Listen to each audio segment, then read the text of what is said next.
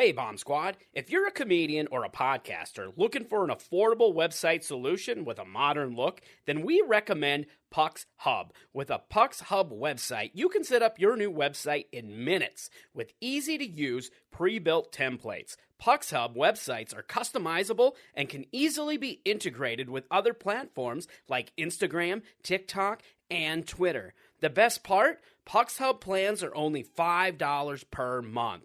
We use Puck's Hub for our website at the Art of Bombing podcast, and we think you should too. That's why we've partnered with Puck's Hub to offer listeners a free 60-day trial. Head over to puckshub.com to subscribe and use promo code AOBPOD at checkout for your 60-day free trial, and then pay only $5 per month after that. Take your career to the next level with your own Puck's Hub website today. Dan Bublitz Comedy Productions. Buying equity. That's what's coming up on the Art of Bombing, episode 285. My friend Dan, he's got a podcast, 'cause all comics need a podcast, and nobody had a podcast called The Art of Bombing. So Dan went out and bought a tape deck. Who knows why he bought a tape deck? Now podcasts don't get played on tape decks, but Dan is from the 80s. So hey there, all you funny jerks, come talk to Dan about your work. Tell him all about your worst times. It's The Art of Bombing.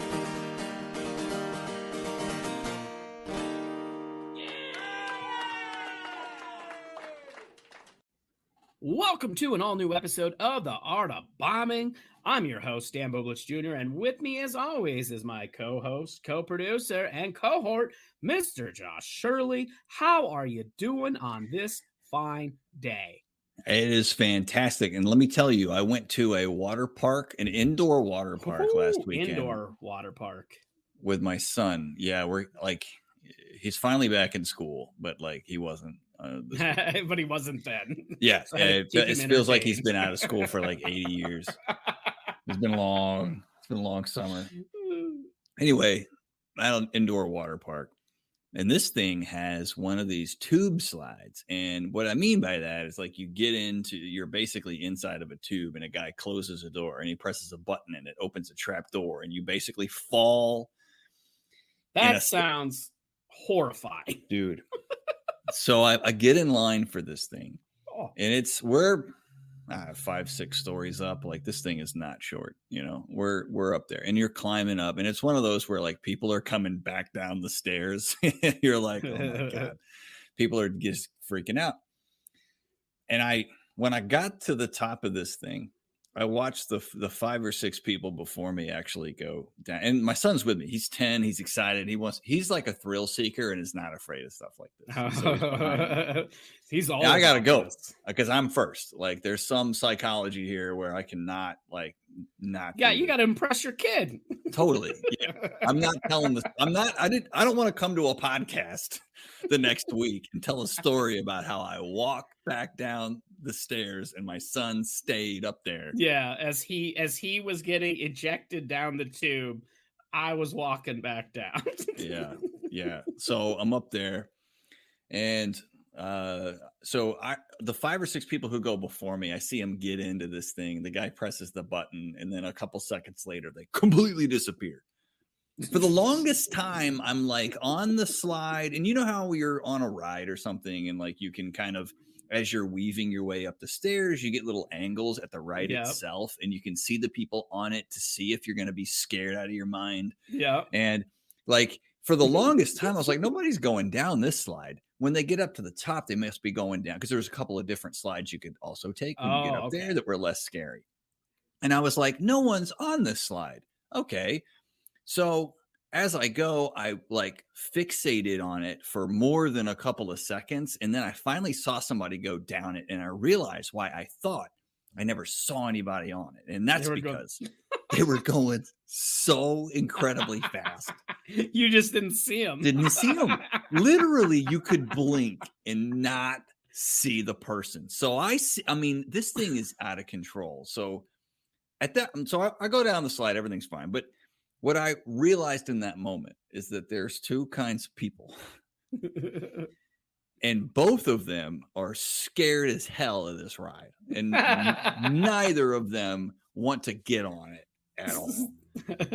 The difference is, like, would you rather deal with the slide, or would you rather deal with having to look everybody in the eye on the way down? And are you more scared of that? Because that was me. I was the second person. I was more scared of, like, you were like, I really don't want to. I don't want to ride this ride. I can't do the walk of shame down this slide.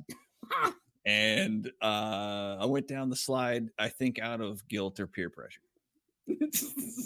Actually, you went out of peer pressure that you projected on yourself.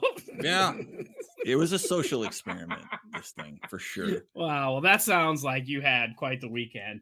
Well, glad to have you back in the studio. We have a great episode today. This is episode 285, and my good friend Neil Rubenstein is back on the show. This is his second time on the podcast. He was on a couple of years ago when we were at the World Series of Comedy back in, I believe, 2020. So yeah, that episode's out there. But yeah, he was here for the Laugh Out Loveland Comedy Festival, and he headlined the show and he closed out the festival, and he stayed at my house. And so before he left, we decided to record another episode. I thought it would be great catching up, because since he's been on the podcast, he's been doing some big things. He's been going on tour with some major bands. He's been opening for some major bands. He's been opening for some major comedians. He also has a brand new special that we talked about in the episode as well, but that's coming out. It'll be available on YouTube on August 24th, which is a couple days after this comes out. So you'll hear this, and then you can go check out his new special called Have Some Dignity over on YouTube. But we had a great conversation. It was great catching up with him. He's got a lot of great comedy insight. He does. He helps kind of solidify some things. And really, he coins phrases really well. And he does. I'm excited for people to hear that. Killer with metaphors. Yeah, which makes a good storyteller as well. He gives us a couple of great ones. Like you said, a lot of good lessons, and he's got experience to draw from. And you know, let's hear a story about how he had to open for a 12-year-old catchphrase comic. Like, get ready. Yeah, right. It's going to be good. I do have to throw out a disclaimer real quick. There was a technical issue with the recording. Don't worry. I was able to get the whole recording. So we got the whole conversation. But what happened is we had a new setup. I'm changing the studio for in-studio interviews so that I can do better videos. And part of that, I was working on getting all the cameras set and recording, and they were all going. And I forgot to hit record on the recording device for the audio, which I think I actually did hit it, but I think what happened was I was so distracted that I hit the wrong button. So instead of hitting record, I hit another button, and that's why I didn't start recording. But about 17 minutes, 10 seconds into the episode, I caught it and hit record. So the first 17 minutes of this conversation with Neil, I do apologize for. I did the best I could with the quality of the audio, but I had to take it from the cameras as backup. So it's not the greatest, but the content of the conversation is still great. So still a great episode. And yeah, lots of great insight in that. And I do have one other quick announcement. We are going to be doing an Art of Bombing live September 1st. 2023 in Loveland, Colorado at Big Beaver Brewing. It's going to be a little bit different than most of our regular episodes. It is a stand-up comedy showcase with some bombing stories. So it'll be comedians will be doing 10-minute sets, and then they're going to tell us a bombing story, or tell me and the audience bombing story, and and we're just going to go from there. Maybe I'll throw in a Q&A with the audience. I don't know. I haven't decided how frisky I want to be, but it's going to be a little different than the normal episodes.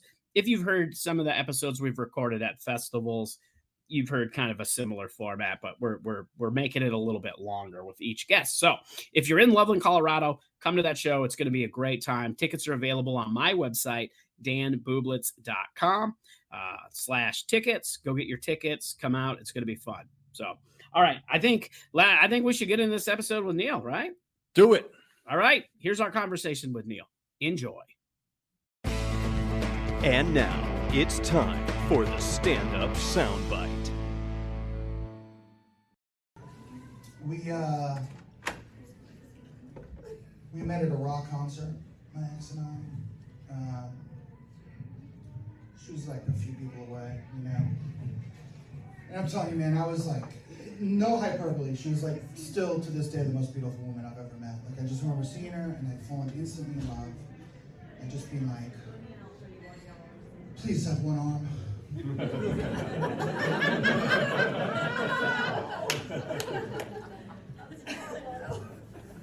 You know, this is a hard time to come in. This is a rough joke for beginners. You gotta really like me for this joke to work. I've been working on these people for 19 minutes. So just know that they all like me, so this is a good joke, right? But I figure for a fat guy to get a hot person, she's gotta be missing, at minimum, an arm. Look, obviously not if she just lost an arm. I get that, right? That she still has two-arm confidence. You know, she's like tucking the empty sleeve in her pocket, like we don't notice. We notice. Tie it in a knot, have some dignity, you know? But for a fat guy to date a hot person, she has to be, definitely not if she was born with one arm. I get that too. Right? Because then she has that can-do spirit, you know? She's out there rock climbing because they said she could.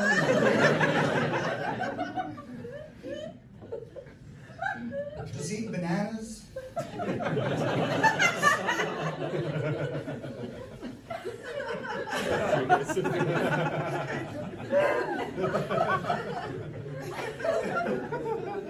But I figure there's like a 3 to 9 year window. She's at her most depressed. I'm a fun gal. Teach her to use chopsticks with a less dominant hand. But she had two arms, you know, lasted as long as it was going to last. And some people have a problem with that joke, and fuck them. Honestly. Because that's not me, that's you guys. That's society. Society has decided if a fat person wants to date a hot person, there has to be something wrong with the hot person. You guys do that every day. You think I want to be looking for hot chicks with lazy eyes and little claws? It's not me, it's you guys. If you don't like it, be the change in the world you want to see. Fuck some fat guys.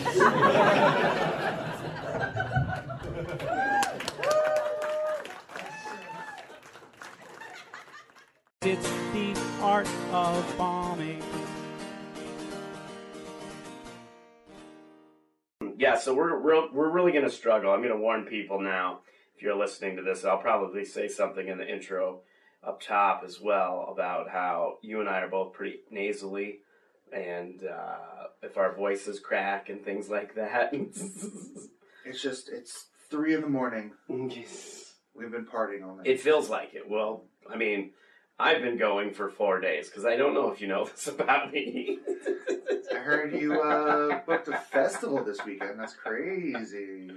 Yeah, so it's the Monday after Laugh Out Loveland Comedy Festival, which you came to headline.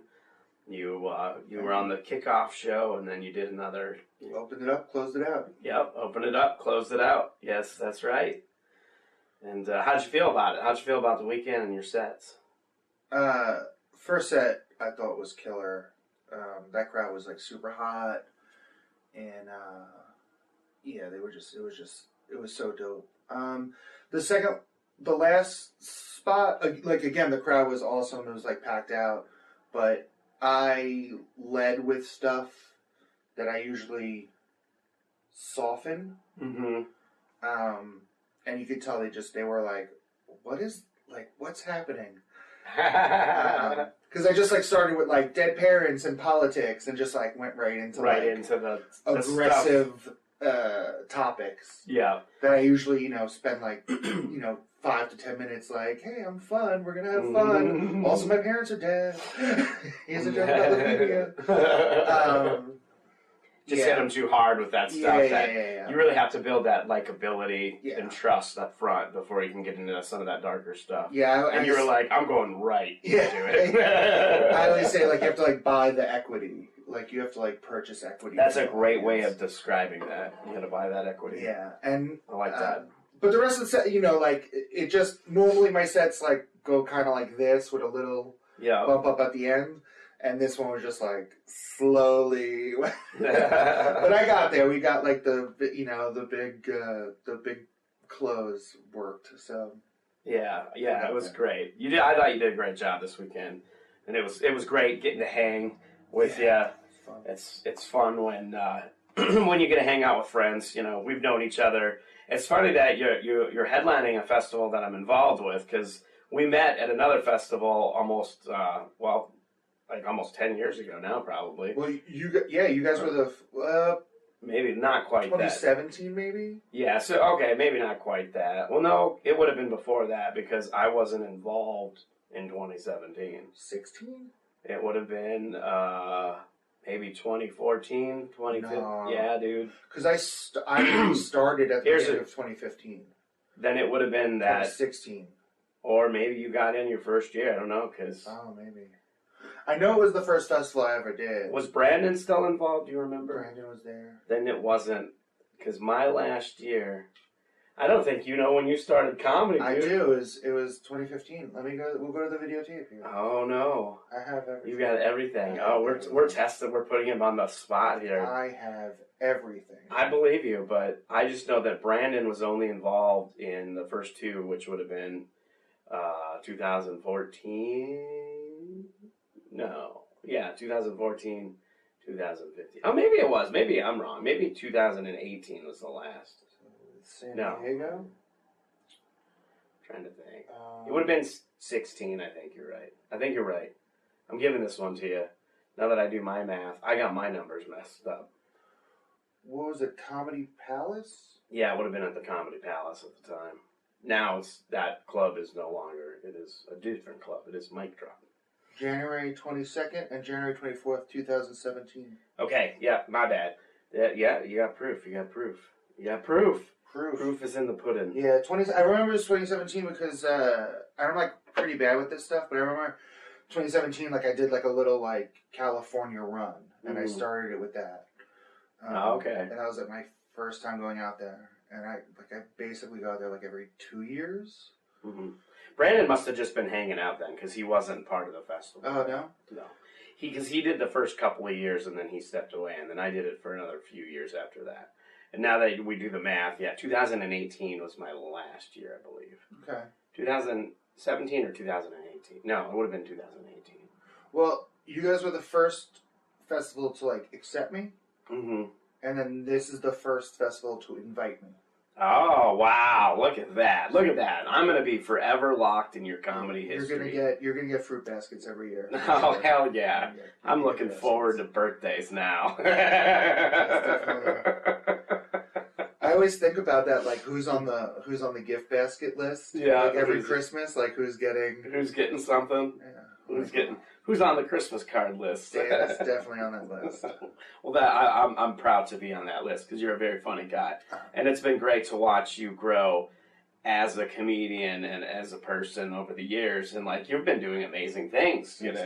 You go from getting your first festival back then, and now you're going to go. You're always on the road. You live on the road, and you're doing these music festivals. You're touring with bands. You're doing opening for other bigger comedians. You've got a special that's coming out here pretty soon. Yeah. Like in a couple weeks? August 24th. Yeah, that's awesome. And you self-produce that. It'll come out before that. But like, how far from now? Not this week, but maybe the following week. Okay, so alright, so I can like. It'll be 1 to 2 weeks. Alright, so I can like say, it's coming out on August 24th on Equal Vision Records, which is like a cool record label that I grew up with. So it's that's awesome. Like, be there, I guess we're like guinea pigging each other a little bit on that. Yeah. So. Well, that's good. But you did things interesting in a different way. You didn't just do this special for them. It wasn't like they produced it and went through it did all that. You did your own crowdfunding and then self-produced and got it all ready and then kind of put it out there, right? My buds produced, like, I knew what I wanted to do, but my buddy Mike Dubin and Steve Padula from the band Thursday, like, we had spoken about them doing it, and, like, they did all the, like, I just basically, like, decided when and showed up. Okay. They produced. So you had some people behind you helping with it. It wasn't like when I did my album and it was just me doing my album kind of thing. No, I had a lot of help, start to finish. I mean, my whole everything. You know what I mean? Like, I don't know.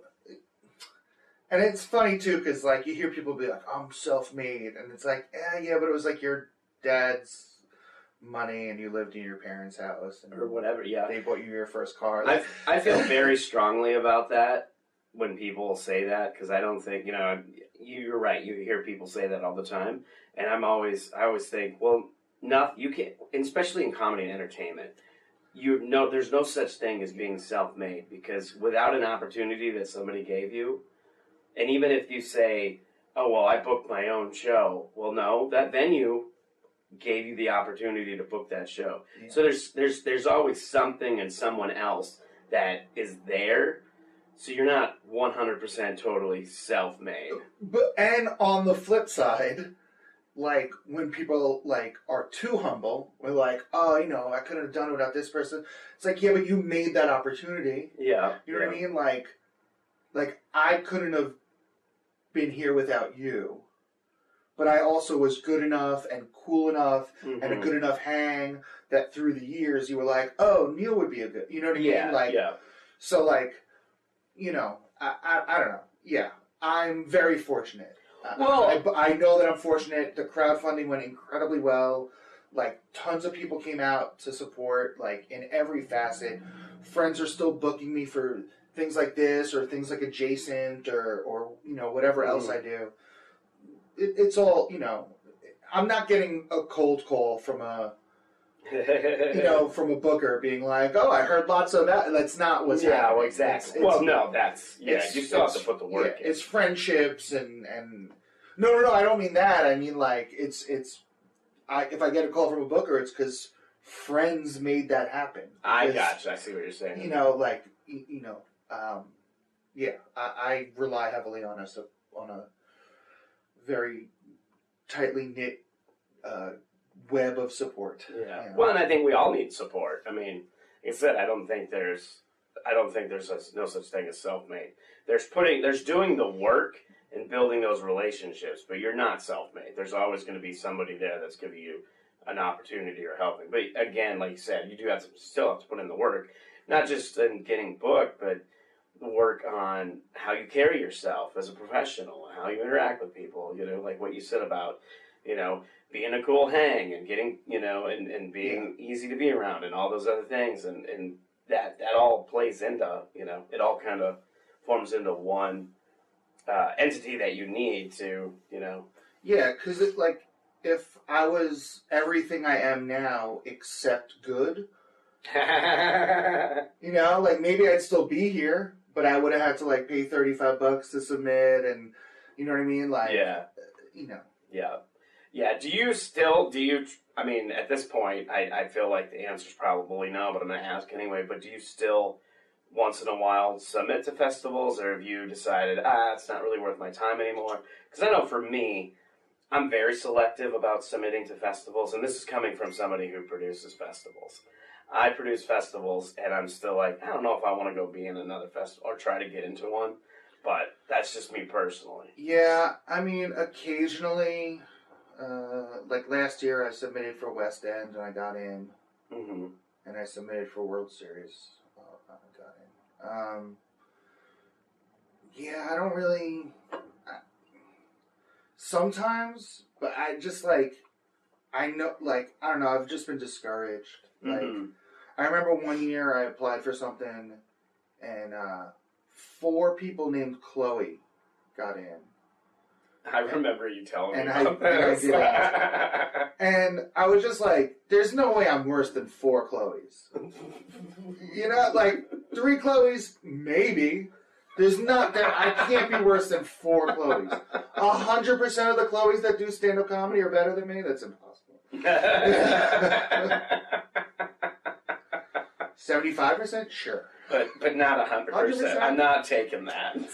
That's a hard pill to swallow. Oh, absolutely, absolutely. And you never know what... It's hard to, figure out kind of what a festival's looking for, because they can say all day long that they try to be non-biased and, they're trying to do one thing or another, whatever, but at the end of the day, they probably have something they're looking for, and that probably plays a factor into who they pick, too. It's more than just, we're picking the funniest people. Yeah. And you can't have, like, the same way you shouldn't have 4 Chloes, you shouldn't have 4 white dudes that look like me either. Yeah, yeah, exactly. Lucky for me, I don't have hair, so I don't have... if I had hair or you didn't, we'd be pretty close.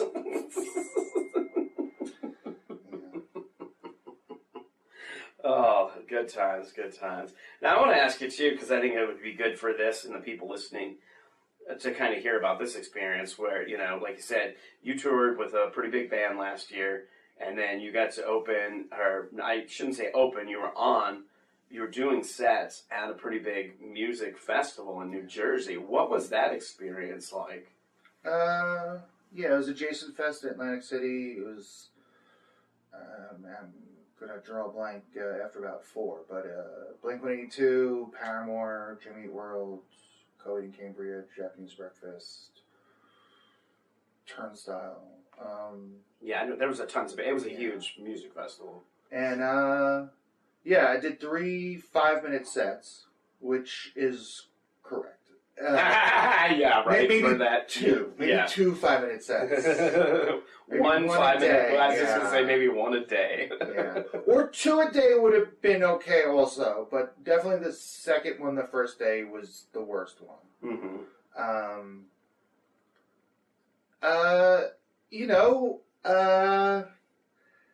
It's different. I'm sure it is. But it's got, it's still stand up and it's still. So for like something like that, so on like that festival, I assume with that many bands, there's multiple stages. Yeah. That kind of thing. Was it like a separate thing where you're not, you're up there for 5 minutes, but they're not like behind you changing bands? No. Setting up. No. Everyone's very respectful. Okay. And I mean, I don't know if it's also part that, like, I know what I'm doing, so, like, I send the advance form, you know what I mean? I let them know, like, listen, clean and clear stage, like, no one on stage behind me, like, I can't, there's too many distractions built in. Oh, yeah, I'm sure. So then, like, in my advance or on my tech writer, I try to get it so like, so if you're not used to producing comedy at your festivals, like, you kind of have an idea of, like, it's not just, we're not just winging it. Like, we're also professionals. Mm-hmm. And everyone's like, they're also professionals, so everything runs smoothly and correctly. And, it was, there's a main stage and then there were like 2 side stages next to each other. And the way they programmed it was like a band would come off,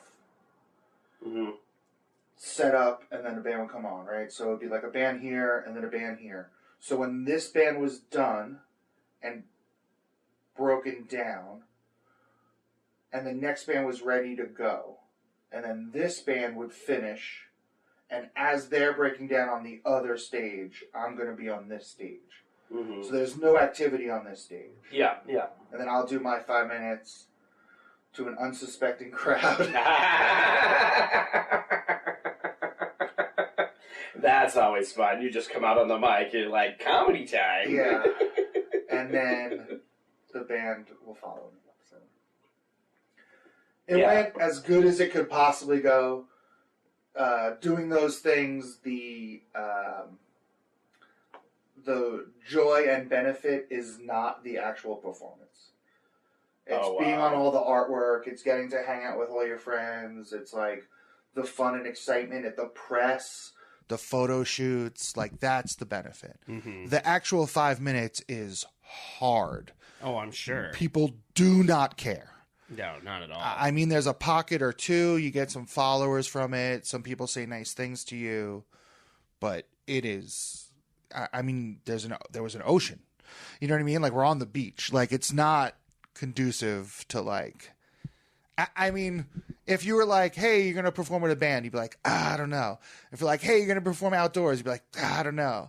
If they're like, "Oh, you're gonna perform on the beach," you're gonna be like, "I don't know." You're like, "You perform daytime," like, "I don't know." And it's all those things. Yep. It's like, am I gonna be on the artwork with Blink-182? They're like, "Yes," and I'm like, "Sign me up." I only have to do 5 minutes, and I get to be on the artwork. Yeah, and I'm in. 5 minutes is definitely like that's about it. That's yeah. When I open for like bands, like on their tours and stuff, it's usually a little bit. It's like 12 to 15, depending on like how good it's going. Like the one you saw me at in Denver, it went great. Well. I did 15, but there are days on that tour where I was like, "We're gonna wrap this up now." we're not doing the full 15. This is tonight. it. You guys don't want to hear me talk about a girl with one arm. I'm gonna go. You just want the band to play. Gotta show myself out. Yeah, and it's interesting because like I said, I was at one of your shows where you were opening for the band, and it did go well, but it's interesting because you're doing what a lot of comedians used to do. In the sense, back in the day, like Richard Pryor's special is opening for Aretha Franklin. Yeah, a lot of comics back in the 70s and 80s were opening for bands. Bobcat opened for Nirvana. Yeah. Yep. So. Yeah. So it's interesting. Well, even now, more recently too. I forget who it was. Brewer was with Metallica. Brewer, yep.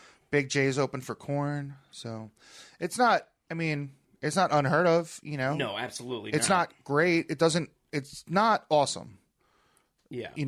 But it is awesome in some other ways. And I don't know. I love doing it. I mean, I'm all about the hang, you know that? So, like, those are dope hangs. Like, there's just more people to hang, Because a band is, 5 people plus 5 crew members. And when you're doing a comedy tour, it's like you and him or you and her, and that's it. And it's fun, you know what I mean? But it's like it's just me and Ben smoking weed on a hotel rooftop, as opposed to like 10 people who like go way back with each other, like hang out on a bus for like 9 hours or whatever it is. So yeah, well. This is your second time on the podcast. You're back. You were first one did not feel like this. I know. Well, the first one was in a hotel room in Las Vegas, so it felt like it probably should have. And during a pandemic. And during a pandemic at a comedy festival, but so it felt like it was supposed to. This is the pro version of it now. Now we're actually in my studio. Art of Bombing 2.0. That's, by even now it's probably like 4.0. It changes. I go through these spurts where I don't know, I just have to change things up a little bit. And that's what I did. We're actually in the new version of the studio. As far as how I have it set up, because I used to have a desk in here and we'd be face to face with mics in our faces, so we couldn't see each other anyway, and I didn't like that. So this feels modern. Yeah, exactly. It's more modern, and but like I said, my main thing is now I can see my guests, and it's easier to have conversation, when they're so beautiful like you. But now that you're back on, it's your second time on here. We still have to have a bombing story, so jeez. I don't even remember what you told last time. I felt like you told a story, and I could be confused because there's so many stories, but I thought it was a contest in like Connecticut or somewhere at one of them. Well, I know there was one of an early festivals I got on was some like fake festival in Atlanta. That wasn't I don't think that was the one you told. But and I went up after a 12-year-old catchphrase comic. Yeah, and it went exactly how you would think it would go. Like my whole set, her whole family is getting up and leaving. Oh wow. Yeah. That's interesting. I don't know, to follow a 12-year-old. Yeah. And it was like a bunch of like young comics, and then it was like, all right, now for the dirty part of the night. Here's your first comic. And I came out, and like all the families are like getting up to leave, and I'm like, and I'm soft spoken, and it's just like, this is the fucking, I came all the way here for this. The brutes. What's a good like a band one? Yeah, that'd be a good one. Since we were talking up front, since we were talking so much about how you've been touring with bands and. We Were Young Festival. Okay. In Vegas, and I was supposed to do an after party. Like it was supposed to just be like me, and actually Ian Fidance, and I think I grabbed a local guy. But the first day of that festival got canceled because of like dangerous winds. Oh wow! So, but the festival's supposed to start at like noon. We found out at like 11 a.m. that the festival was canceled. Oh wow! So it was like very short. Yeah. Notice. So a bunch of bands scrambled to like do the right thing and like play a free show somewhere for the kids, like whatever. Mm-hmm. The All American Rejects, who were like the coolest, punkest folks on earth, they had already kind of had an idea that tomorrow was going to be dangerous winds.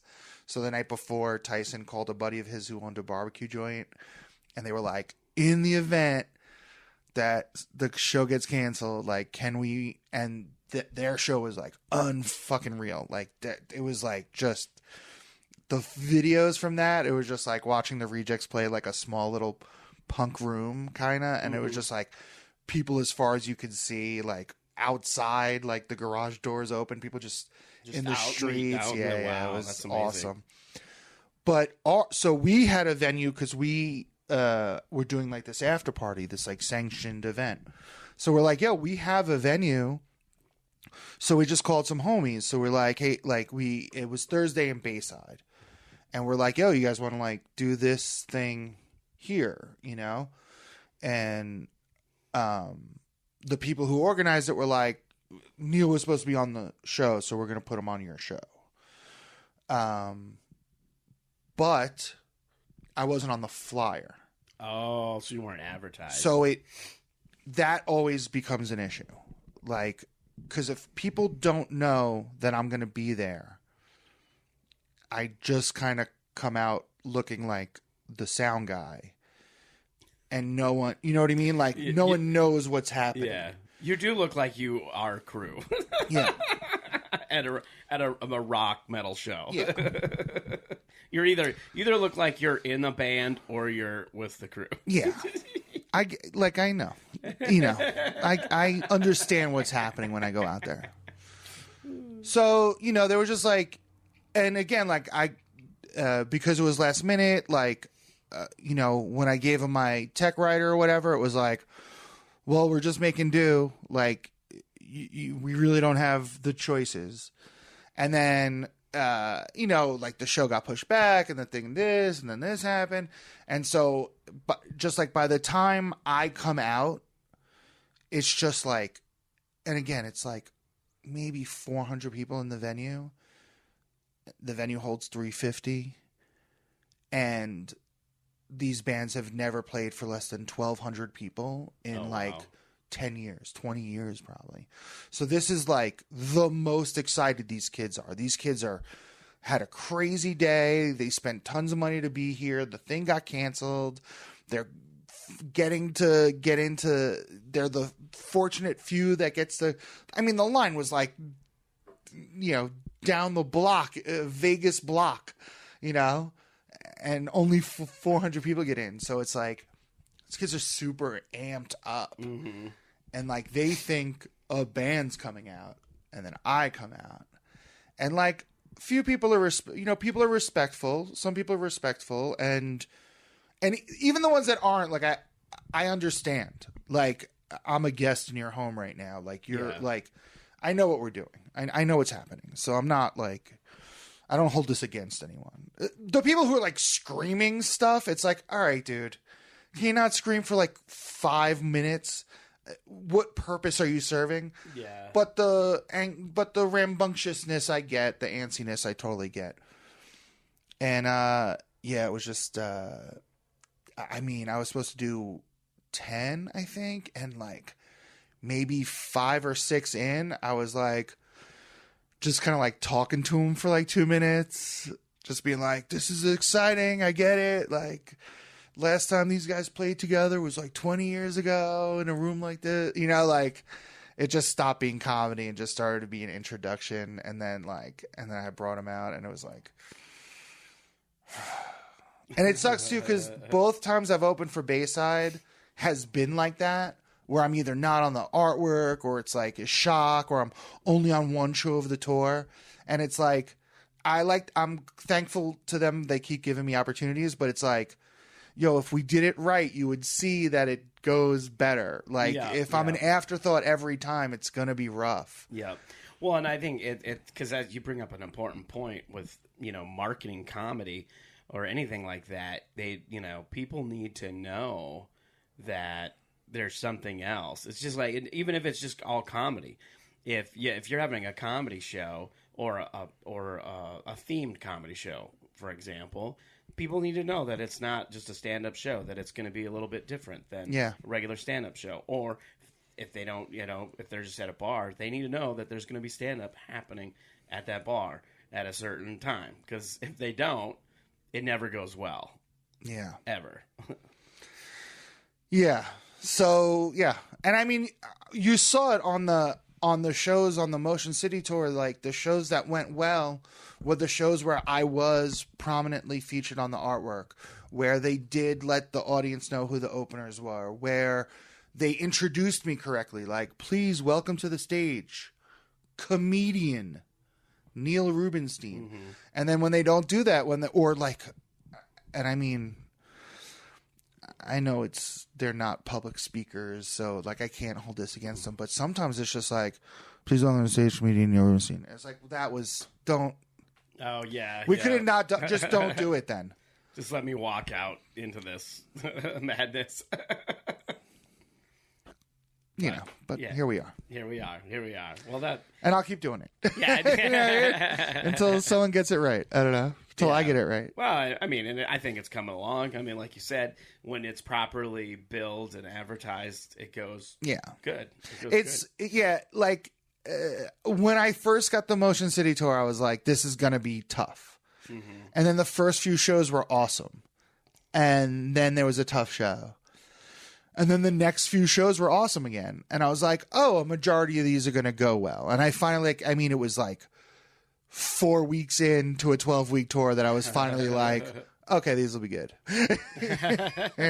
Like, we got this will be fine. But I expect them to go poorly. Mm-hmm. But I don't know if that's just the person I am. Putting that bad energy out there. Well, we were talking the other day. You're like, oh, you're a glass half full guy.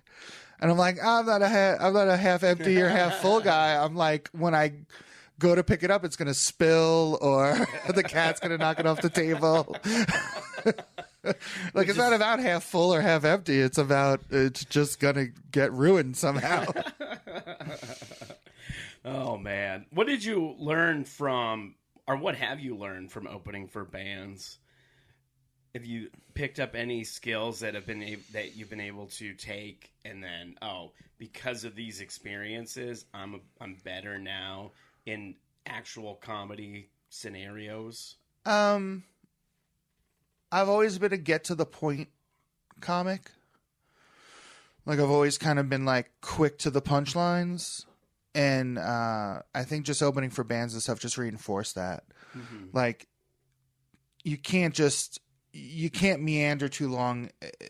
They're not paying attention enough. Even the ones that are paying attention, there's so much going around them. Yeah. That it's like, I can't tell this kind of a story. People are just going to be like, wait, what? And like miss. They're going to tune out. Yeah. So it's got to be like, just punchline, set up punchline. And again, you but like comedy, you want to tell them about yourself.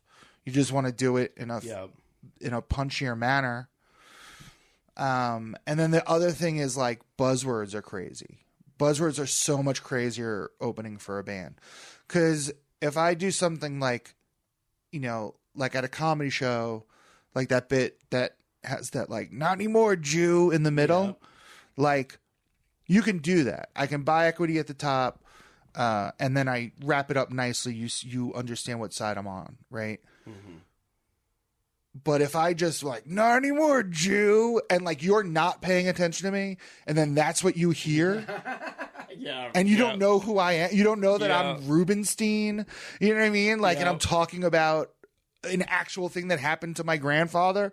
Like you're just like, what? And it's like, you can't explain out of it either, because then they just hear it and they're just mad, and they like immediately go to their phone like, who the fuck is this fat piece of shit saying that? You know what I mean? Not that they would do that over Jew, because everyone's anti-Semitic, but other words, you know what I mean? Yep.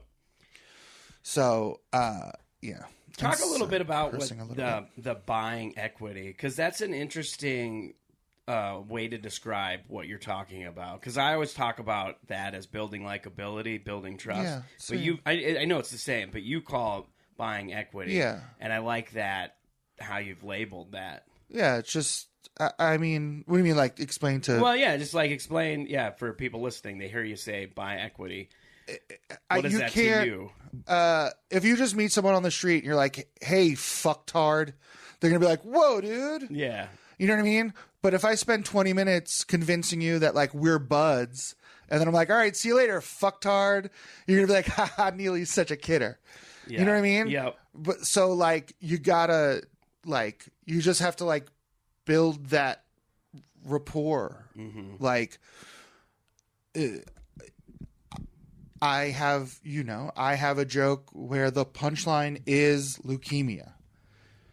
Like, it's a very simple joke, and the punchline's leukemia. My mom died of leukemia. So it's not like the first joke you tell someone. Yeah, right. Definitely not an opening joke. Yeah, like if I met you in an elevator, that's not the joke.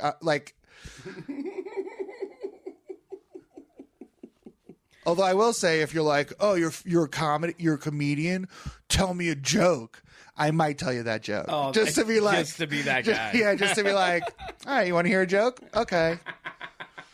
I'll tell you a joke. I'll tell you a joke. Chuckles. But yeah, you build the rapport with the audience. So like, because if I just lead with, my mom's dead, she died of leukemia, you're going to be like, oh. This is going to be sad. Yeah.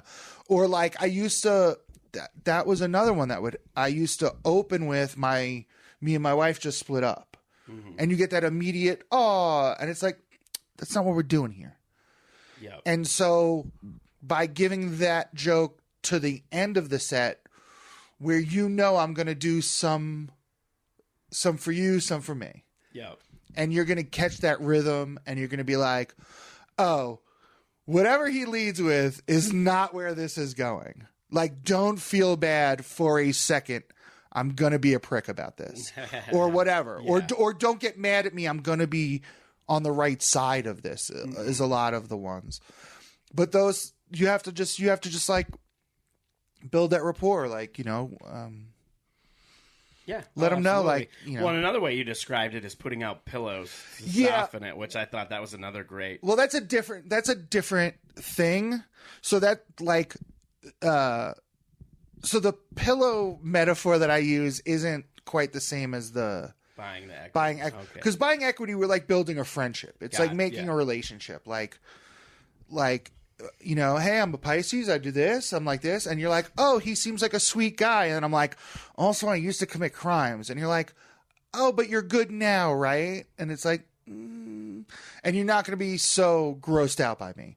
But if we just met and I'm like, oh, I used to be a huge criminal. And you're like, oh, but you're better now. And I'm like, you're going to be like, I'm going to hit the road. Nice meeting you.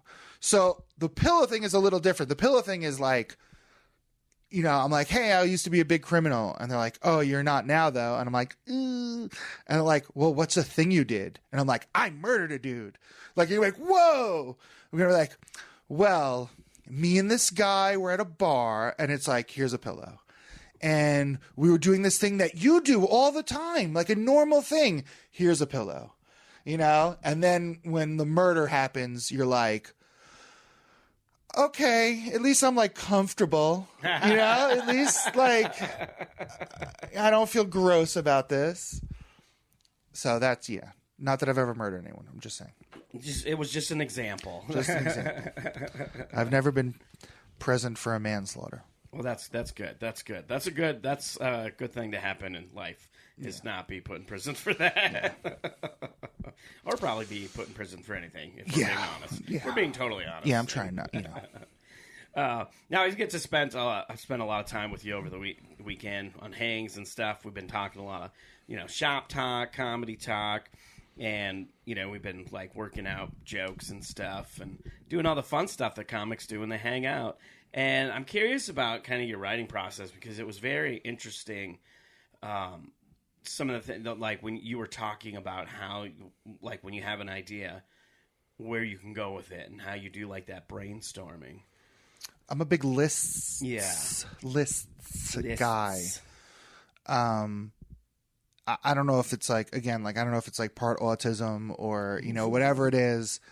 I just visualize in lists very easily. Mm-hmm. So if we're talking about my mother and leukemia, it's like, well, what are some leukemia things? What are some mom things? What are some death things? You know, what are some other diseases? Like, and then it's just like, you know, just draw the lines like that Charlie Day. The meme with Charlie Day. Yeah. It's just, you know, I'm just like putting in push pins and like, well, then it's like, this is like this conspiracy here. And that, I mean, that's really it. Like, it's just like, you know, something will happen or now, and if I'm being honest, looking back, a lot of it has been just unpacking traumas. Like, that's my process, basically, is like, you know, unpacking traumas. You know what I mean? Like, no, I know what you mean. You know, like the mystery surrounding my brother-in-law's death.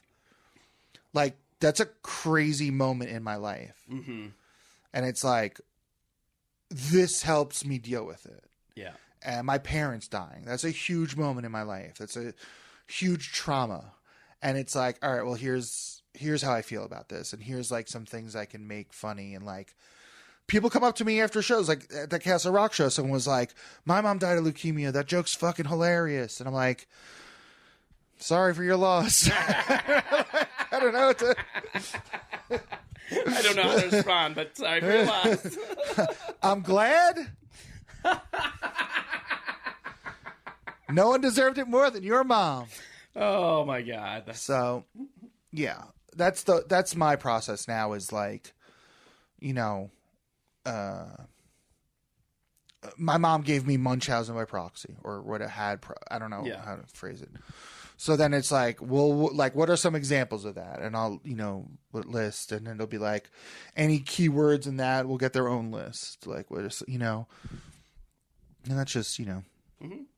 Yeah, no, I think it's a great way of like because you can really build on a joke that way. Yeah. Like with what you're doing. It's you can write a setup and a punch, but how can you expand on that? And that's like your process, what you're talking about really is, it's a great way to expand on a punchline or an idea or, to really build out a joke. And you find like a couple of things, like one, like as you develop that, you start to think like that. Mm-hmm. So now, not that like they come out ready to go, but they come out in a much more clearer form. Yeah. Like, just how you want the audience to recognize your rhythm and cadence, your brain has to recognize your rhythm and cadence. And then like, as you develop your style, you just start thinking in that style. And so now, like, even in a riff or even like just hanging out with friends, like my joking around is, we have the joke and then we have the cartoon of the joke and then we button it up. Mm-hmm. And it's like, and then we move on to the next thing. And that's something I just think you like, if you're diligent about whatever it is, muscle memory kicks in and you just start, Yeah. That's it. I love it. All right. Well, I know you got to get on the road because you got to get to the next, you got to get to Albuquerque, and that's a long drive. Albuquerque. So we're going to wrap up real quick with the final two things. First thing is, we talk about bombing and the bad experiences. So I like to talk about a favorite gig that the comedians have done, and you've got to do some pretty incredible things. So I'd be curious, what's one of your favorite gigs that you've done in your career thus far? All right, this is going to be two parts. Okay. Because it's a fun time, and then someone asked about a fun time. Oh, okay. And then what happened when telling the story of the fun time. I was opening for Ben Bailey. Mm-hmm. This is like early in our friendship. I had opened for him in Fort Wayne for a weekend, and then we were in Tacoma together for a weekend. And in Tacoma, someone asked that question to us. What's your favorite gig or whatever? My favorite time with the mic ever was I introduced my buddy Dr. Redacted at a wrestling match. And that was my favorite time with a microphone, period. That was just electric.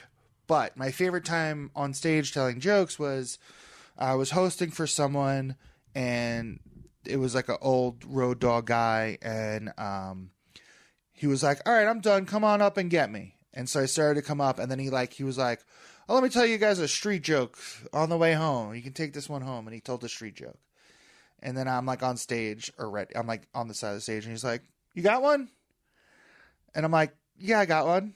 And he's like, tell him a joke. And I told the street joke. And then he's got to get one more. You know what I mean? He can't like let me leave on a laugh. He's got to get up. So he does another one. And he's like, you got another one?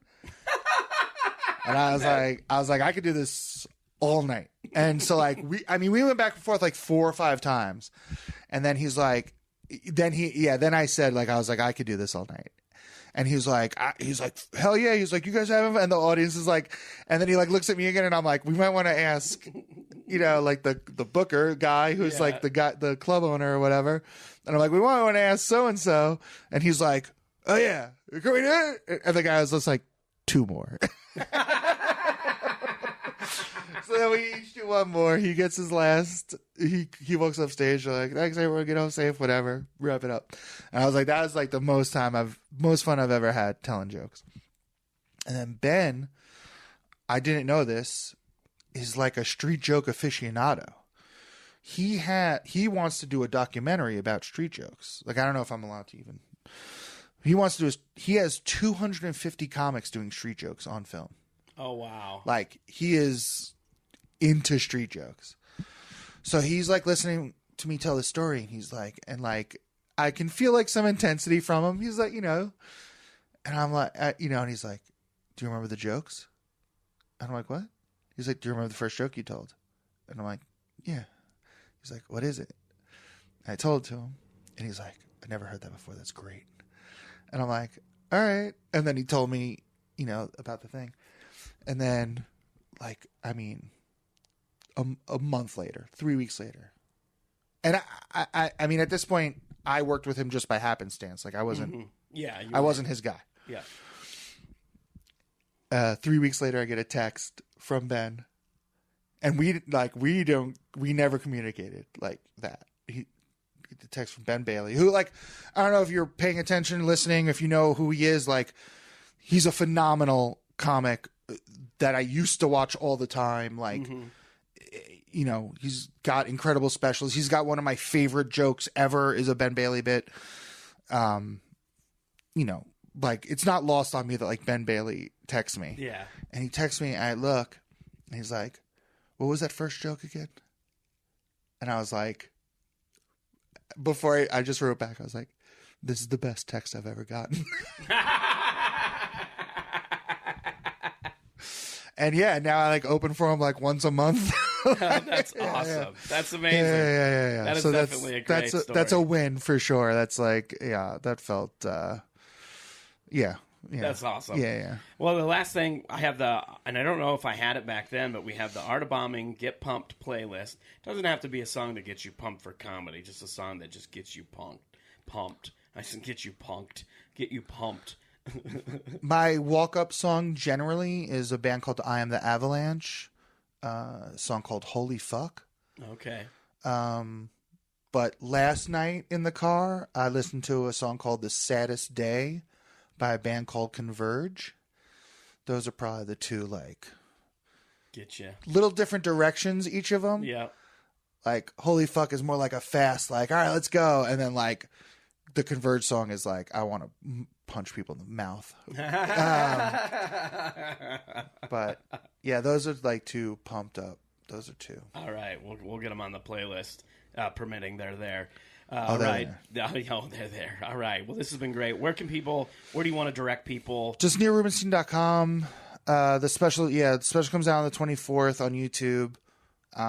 It's going to be on, I don't know how it works. I believe it's going to be on my page also, but it's through Equal Vision. So I don't know how that works in the YouTube universe. Yeah, but it'll be on YouTube for sure. But it'll be on YouTube. You'll find it. Yeah, it's called Have Some Dignity. If you go to neilrubenstein.com, you'll stay updated. It'll go to where it needs. Yeah. Excellent. Thank you so much for doing this. No, thanks, Dan. Thanks. This has been a Dan Bublitz comedy production. Roar.